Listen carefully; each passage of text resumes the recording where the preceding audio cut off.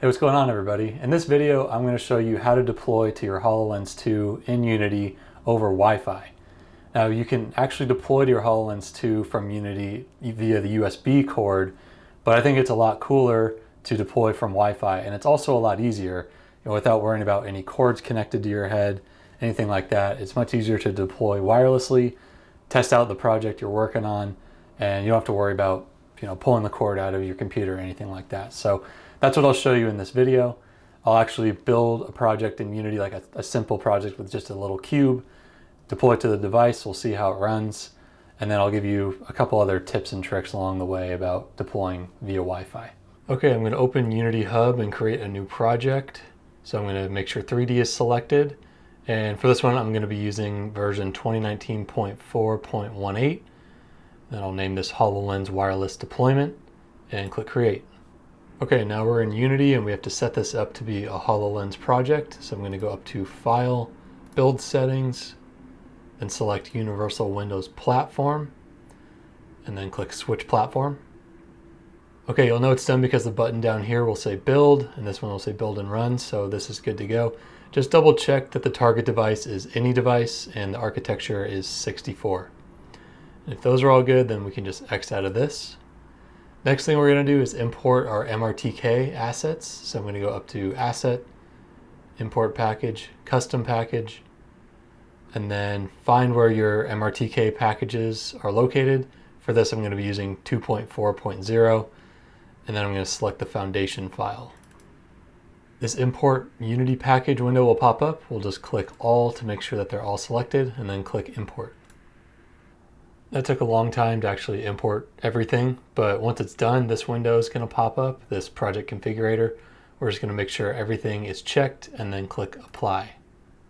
Another one will pop up, and where it says Audio Spatializer, we want to select MS-HRTF Spatializer. Then we can click Apply, and we're done with that. Next, we're going to go up to Edit, go to Project Settings. On the left, we're going to click Player, and then go to the XR settings drop down right here, and under Windows Mixed Reality where it says depth format, we want to change this to 16-bit. Next, we're going to add the Mixed Reality Toolkit to our scene. So I'll come up to here to the top and select Mixed Reality Toolkit, and then click Add to Scene and Configure. Now it's in our scene and our hierarchy, and to start I'm just going to switch this to the default HoloLens 2 configuration profile. And then I'm going to clone this here on the right, and click Clone, and then Clone again. And by cloning it, this just allows us to make changes to the profile without actually editing the original profile. It kind of just makes a copy, and then we can do whatever we want with it. So I'm going to go over to Boundary and make sure this is unchecked. Go to Spatial Awareness, make sure this one is unchecked. And then I'm going to uncheck Diagnostics. There's a UI that pops up when you're running a HoloLens app that shows you the frames per second that your program is running, some other stuff as well, but I just want to disable that for this project. We're going to keep this project really simple, but I do want to add something to the scene so that when we run it on the device, we know that it's working. So I'm just going to add a cube by right-clicking, going to 3D Object and clicking Cube.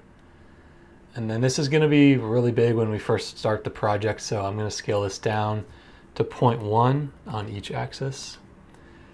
And then I'm also going to move it in the positive Z direction about 1 meter, just so that when we first start the project, we'll see the cube right in front of us, and then we'll know that it's working.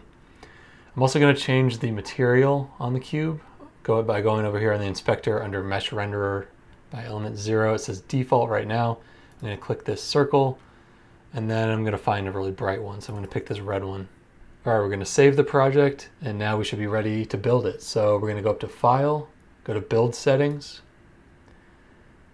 and then we're going to make sure, again, we're on Universal Windows Platform, any device, and architecture 64, and then we can click Build. And this will pop open the File Explorer, and right now we're in our project, and we want to actually create a new folder. So we're going to go to New Folder, and we're going to call it Builds. And this is where all the builds are going to go when we build our project and then want to run it. So I selected the folder. I'll click this Select Folder button right here. And then it's going to start to build automatically. Once it's done, the File Explorer window will pop up again and highlight the builds folder. And then that's where we'll find our solution file and we can go from there. The build is complete, and here's the File Explorer window with the builds folder highlighted. So we're gonna double click into that. And then you'll see there's a .sln, which is a Visual Studio solution file in this folder. We wanna double click that, and that's gonna open Visual Studio. Visual Studio is now open, and first thing we're gonna do is go over to the right and make sure that your project name is the one with the lightest, boldest text here at the top. Sometimes it's this other one right here. So if that's the case, you want to right click on your project and then go down and click Set as Startup Project. And that'll just confirm that you're running the correct project, and it'll send the correct one to your HoloLens. Next, we're going to come up to the top here to these three drop downs, and we're going to make sure the first one says Debug, the second one says ARM64, and then the third one is going to be the remote machine. And it might be selected on a different one here, but you just want to make sure that it says remote machine. Okay, now you want to make sure your HoloLens is actually turned on and connected to your Wi-Fi network, because we're going to get the IP address and enter it here. So come up to Project and then go down to Properties. And then here on the left, we're going to click Debugging, and where it says Machine Name, we're going to double click in there and enter the local IP address of your HoloLens on your Wi-Fi network. So for me, it's going to be 192.168.86.91. It'll probably be different for you, but I think it'll be 192.168 point something, and that should be the local address. To find this on the HoloLens, I think you go to Settings and then Network, and then select the Wi-Fi network that you're connected to. Click that, and then once that opens, there should be like a blue text that says Advanced Settings, and you'll want to click that, and then it'll be a long list, but you'll scroll down a little bit, and that's where you'll find the IP address. Okay, once we have that entered, I'll click Apply, click OK, and now we can click Play and run it on the HoloLens. So this is probably going to take a little while. It's going to compile down here, and then you'll see some things change once it actually starts trying to deploy to the HoloLens, and I'll cut out this part and come back when it actually starts doing that. I usually get a pop-up like this that says operations taking longer than expected.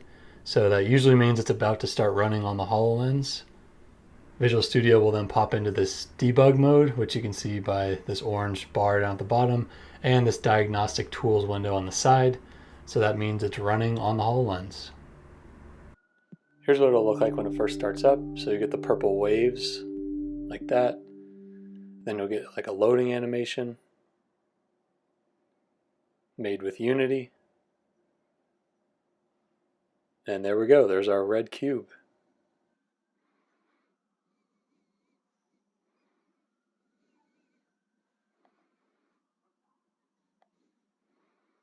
When you're done running the project, you can either press the home button on the menu in the HoloLens, or you can come up here to the top.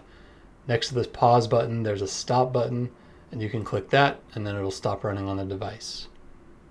Microsoft also created a written guide for how to do this, so I'll leave a link to this page down in the description in case you want to reference it while you're deploying.